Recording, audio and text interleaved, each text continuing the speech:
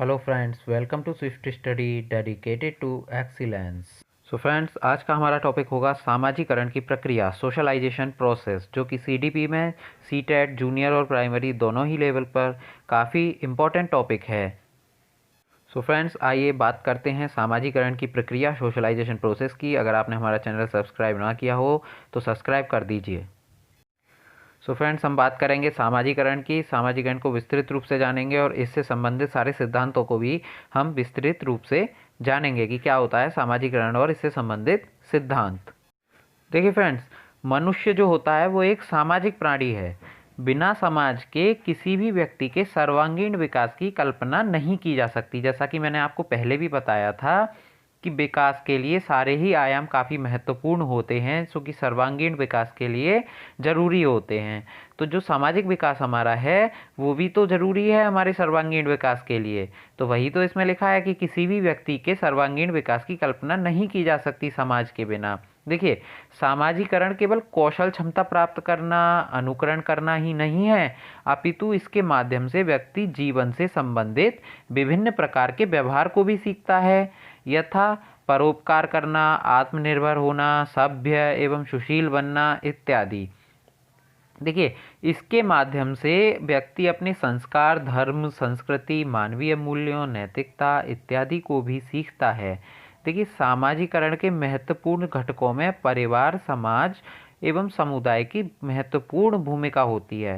तो देखिए, हमने यहाँ पे क्या देखा फ्रेंड्स, कि जो मनुष्य होता है वो एक सामाजिक प्राणी होता है और समाज के बिना हम किसी भी मनुष्य के सर्वांगीण विकास की कल्पना भी नहीं कर सकते हैं। आप ये चीज़ें अच्छी तरह से जानते होंगे। देखिए, समाज का मतलब केवल कौशल क्षमता प्राप्त करना या फिर उनका अनुकरण करना ही नहीं होता, लेकिन इस समाज के माध्यम से व्यक्ति जीवन से संबंधित विभिन्न प्रकार के व्यवहारों को भी सीखता है। तो यही सामाजिकरण कहलाता है। देखिए फ्रेंड्स, अब सामाजिकरण के बारे में रोस महोदय की क्या कहते हैं ये जानते हैं।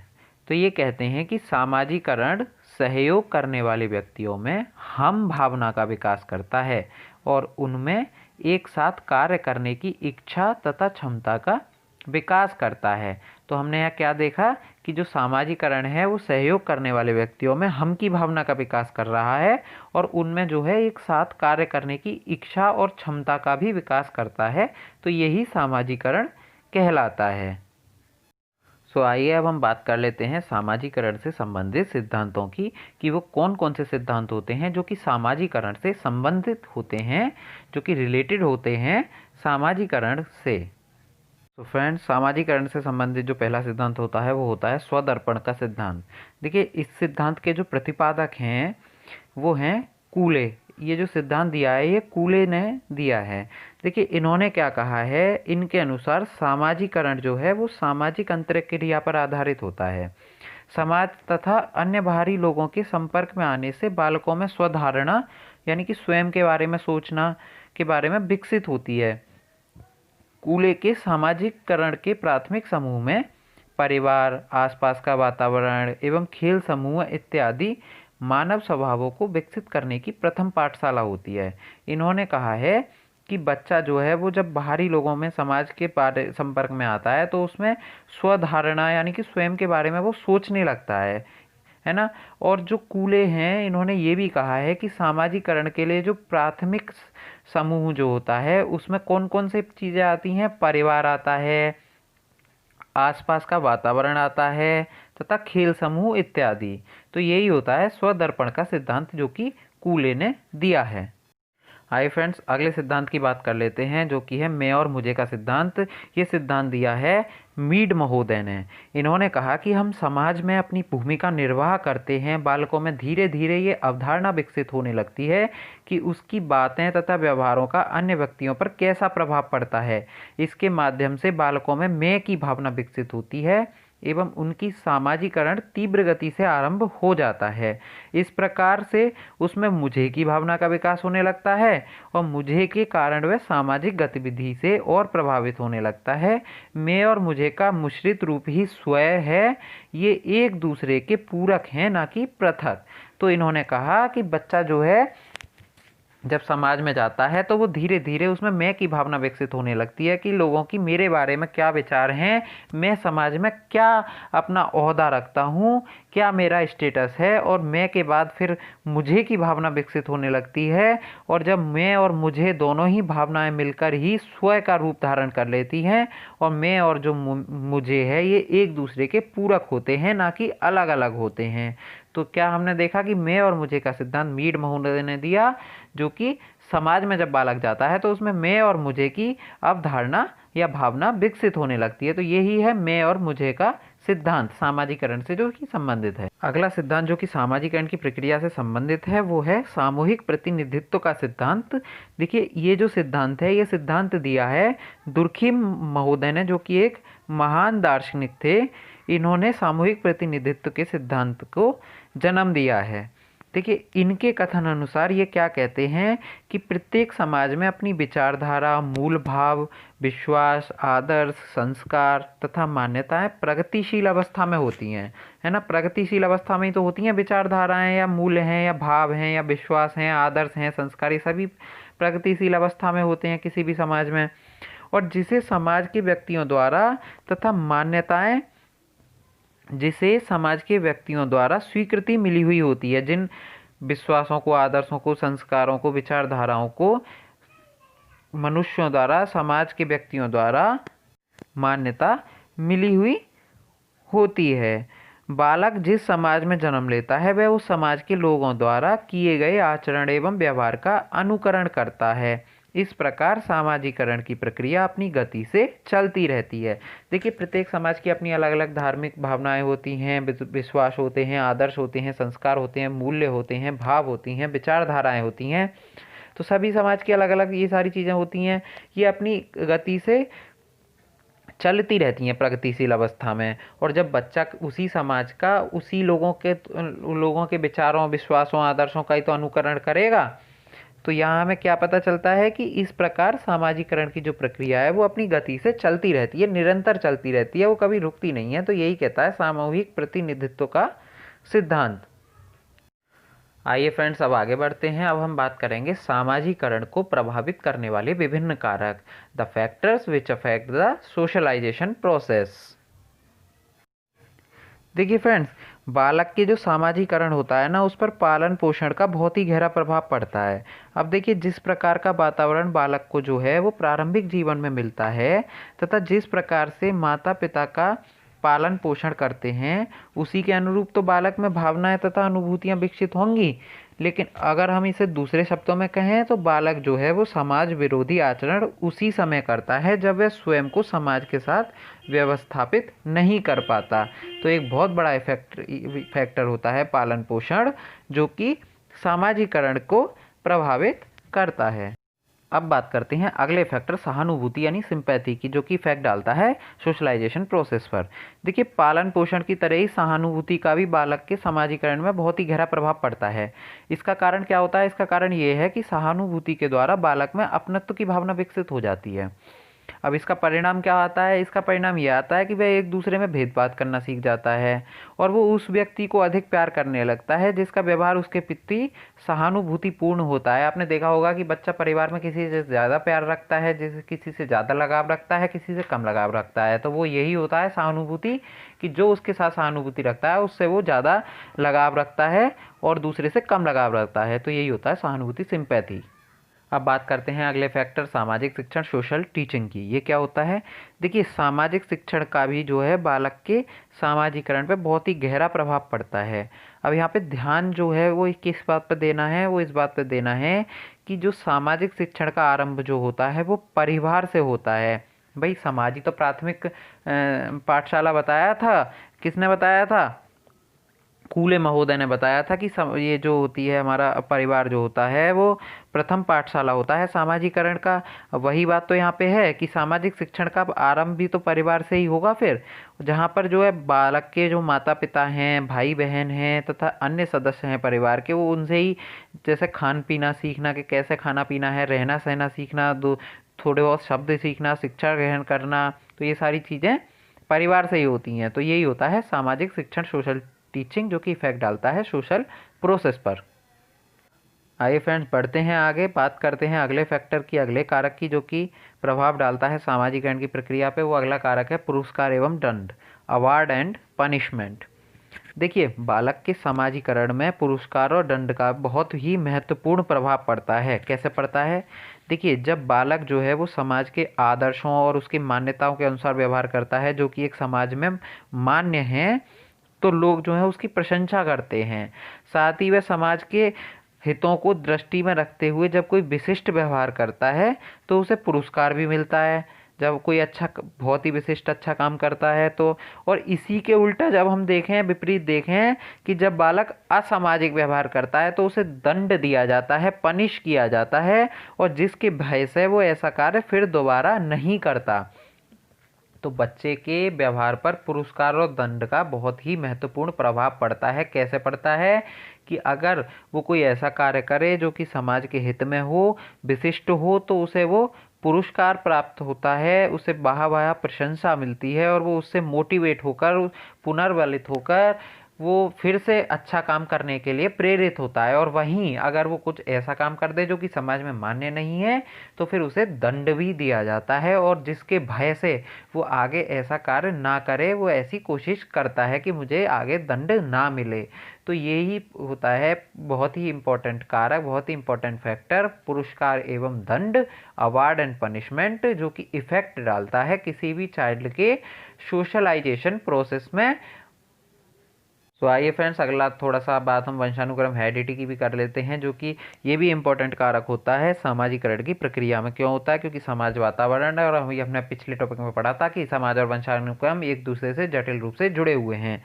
तो देखिए, बालक में जो है वंशानुक्रम से भी कुछ आनुवंशिक गुण होते हैं, हमें पता ही है, जैसे कि उसके मूल भाव हैं, संवेग हैं, सहज क्रियाएं हैं, क्षमताएं हैं आदि होती हैं।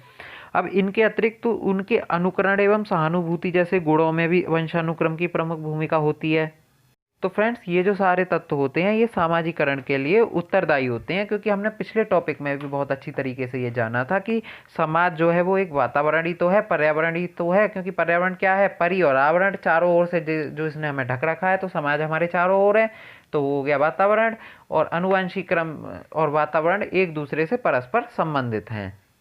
ये बात हमने बहुत अच्छी तरीके से पिछले टॉपिक में सीखी थी। अगर किसी ने वो वीडियो ना देखी हो तो लिंक डिस्क्रिप्शन बॉक्स में मिल जाएगा, जाकर के आप CDP CTET की पूरी सीरीज़ वहाँ जाकर प्लेलिस्ट में देख सकते हैं। तो बढ़ते हैं अगले कारक की तरफ, बात करते हैं अगले कारक की, जो कि परिवार, फैमिली है। देखिए, बालक के समाजीकरण में परिवार का प्रमुख स्थान होता है। कूले महोदय ने अपने स्वदर्पण सिद्धांत में बता ही दिया है कि परिवार जो होता है वो प्रथम पाठशाला होती है समाजीकरण की। देखिए, इसका कारण ये है कि जो है प्रत्येक बालक का, देखिए, किसी ना किसी परिवार में ही जन्म होता है ना। अब वो बालक बड़ा होता जाता है तो वो वैसे वैसे अपने माता पिता, अपना भाई बहन या परिवार के अन्य सदस्यों के संपर्क में आते हुए प्रेम है, सहानुभूति हो गया, सहनशीलता हो गया, सहयोग हो गया, ये सारे सामाजिक गुण हैं, इनको सीखता रहता है। और वे जो है अपने परिवार में रहते हुए प्रत्यक्ष अथवा अप्रत्यक्ष रूप से भी अपने परिवार के आदर्श हो गए, मूल्य हो गए, रीति रिवाज हो गई, परंपरा हो गई, मान्यता हो गई, विश्वासों को भी धीरे धीरे सीख जाता है। ये सभी सामाजिक गुण होते हैं, और इनको कहाँ से प्राप्त कर रहा है बालक? परिवार से प्राप्त कर रहा है। तो अगर परिवार सबसे ज़्यादा इफेक्ट डालेगा सामाजिकरण पे, परिवार जैसा होगा वैसा ही बालक का विकास होगा। तो सामाजिकरण की प्रक्रिया भी परिवार से कहीं हद तक प्रभावित होती है। तो परिवार या family is a very important factor which affect the socialisation process. सामाजिकरण की प्रक्रिया को ये प्रभावित करता है। बात करते हैं अगले फैक्टर यानी पड़ोस की, यानी कि नाइबरहुड की। अब देखिए, अब आप एक बात बताइए कि पड़ोस भी तो एक प्रकार का बड़ा परिवार ही होता है किसी बच्चे का। और जिस प्रकार से बालक परिवार के विभिन्न सदस्यों के साथ अंतःक्रिया कर रहा था और अपनी संस्कृति और सामाजिक गुणों का ज्ञान प्राप्त उसने परिवार से करा, ठीक उसी प्रकार से वह पड़ोस में रहने वाले और सदस्य हैं पड़ोस के, या बालक रहते हैं, उसके दोस्त रहते हैं, उनके संपर्क में रहते हुए अलग अलग विभिन्न सामाजिक बातों का भी ज्ञान प्राप्त करता है। तो इस दृष्टि से अगर हम यह देखें कि यदि पड़ोस अच्छा होगा तो बालक के जो व्यक्तित्व के विकास पर अच्छा प्रभाव पड़ेगा, और यदि पड़ोस खराब होगा तो बालक के बिगड़ने की संभावना है। तो इसी का यही कारण होता है कि अच्छे परिवार के लोग जो हैं अच्छे पड़ोस में ही रहना पसंद करते हैं, क्यों रहना पसंद करते हैं कि अगर उनका पड़ोस अच्छा होगा तो उनके जो आने वाली पीढ़ी है उनका विकास अच्छा होगा, उन पर अच्छा प्रभाव पड़ेगा, अच्छी अच्छी बातें सीखेंगे, उनकी पर्सनैलिटी अच्छी डेवलप होगी। तो जो पड़ोस है, नाइबरहुड है, ये भी सोशलाइजेशन प्रोसेस में काफ़ी हद तक इम्पोर्टेंट होता है, बहुत ही महत्वपूर्ण भूमिका, इम्पोर्टेंट रोल प्ले करता है किसी भी बच्चे के, किसी भी चाइल्ड के सोशलाइजेशन में। तो आप अच्छी तरह समझ गए होंगे कि पड़ोस या नाइबरहुड जो है वो भी एक बहुत ही इम्पोर्टेंट कारक है जो कि प्रभावित करता है सामाजिकरण की प्रक्रिया को। तो आइए बात करते हैं अगले फैक्टर भैया स्कूल की। स्कूल से तो आपका बहुत ही गहरा नाता होने वाला है, आप शिक्षक बनने वाले हैं, तो इसे तो बहुत अच्छी तरीके से आपको पता होना चाहिए कि शिक्षक के सामने कि स्कूल है ये सामाजिकरण की प्रक्रिया, सोशलाइजेशन प्रोसेस पर कैसे इफेक्ट डालता है, कैसे प्रभाव डालता है। देखिए, परिवार और पास पड़ोस जो होता है, नाइबरहुड होता है, उसके बाद स्कूल जो है वो एक ऐसा स्थान है जहाँ पर बालक का समाजीकरण होता है। पहले परिवार में होगा, फिर पड़ोस में होगा, उसके बाद बच्चा स्कूल में जाता है, वहाँ पर उसका समाजीकरण होता है। अब देखिए, स्कूलों में विभिन्न परिवार के बालक शिक्षा प्राप्त करने आते हैं। बालक जो है इन विभिन्न परिवार के बालक तथा शिक्षकों के बीच रहते हुए सामाजिक प्रक्रिया करता है, और इससे जो है उसका समाजीकरण जो है वो तीव्र गति से होने लगता है। स्कूल में रहते हुए बालक को जहाँ एक और विभिन्न विषयों की प्रत्यक्ष शिक्षा द्वारा सामाजिक नियमों, रीति रिवाज, परंपरा, मान्यता, विश्वास, आदर्श, मूल्य, इन चीज़ों का ज्ञान होता है, तो वहीं दूसरी ओर उसमें स्कूल की विभिन्न सामाजिक योजनाओं में सक्रिय रूप से भाग लेते हुए अप्रत्यक्ष रूप से विभिन्न सामाजिक गुणों का विकास होता रहता है। तो यहाँ हमने क्या देखा? यहाँ हमने देखा कि स्कूल जो है वो एक बहुत ही इम्पोर्टेंट फैक्टर है जो कि रोल प्ले कर रहा है किसी भी चाइल्ड के डेवलपमेंट में, सोशलाइजेशन प्रोसेस के में। तो school is a very important factor which effect the socialisation process of any child. अब बात बढ़ते हैं अगले फैक्टर की तरफ जो है बालक के साथी यानी कि कलीग। अब देखिए, प्रत्येक जो बच्चा है वो अपने साथियों के साथ खेलता है, आपको भी पता होगा, आप भी खेले होंगे, आपके भी साथी होते हैं। अब वो खेलते समय जाति पाति, ऊंच नीच, इन सब भेदभावों से ऊपर उठकर एक दूसरे बालकों के साथ अंतःक्रिया द्वारा आनंद लेना चाहता है। बच्चा ये देखता है कि किसकी क्या जाति है, कौन ऊंचा है, कौन नीचा है, वो तो इन सारी चीज़ों को देखता ही नहीं है, बस उसे तो अपने साथी के साथ रहने में आनंद की अनुभूति होती है, आनंद प्राप्त करता है।